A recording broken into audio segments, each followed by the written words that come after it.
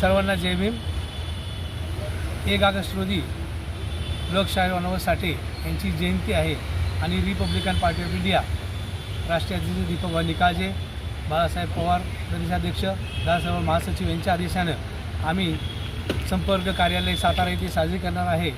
तर प्रथम आम्ही प्रतापसिंग नगरमध्ये लोकशाहीर अण्णाभाऊ साठे यांना पुष्पार्पण करणार आहे। त्यानंतर आमच्या संपर्क कार्यालयामध्ये पुष्पार्पण करणार आहे आणि तिथून आमची रॅली आमचं संपर्क कार्यालय अजिंठा चौक कामगार युनियनची, तिथून आम्ही मोठा रथ नेणार आहे।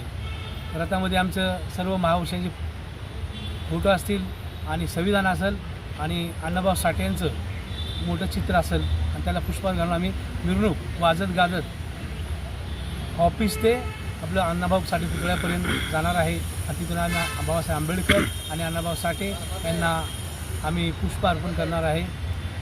जय भीम। समाज उपयोगी कार्यक्रम असा करणार आहे। दादासाहेबांच्या नेतृत्वाखाली ज्या ठिकाणी अण्णाभाऊंचा पुतळा आहे त्या ठिकाणी आम्ही शाकाहारी एक भात पुलावा आम्ही त्या ठिकाणी देणार आहे। दुसरी गोष्ट बॉटल देणार आहे। हे आम्ही समाजोपयोगी कामं करणार आहे।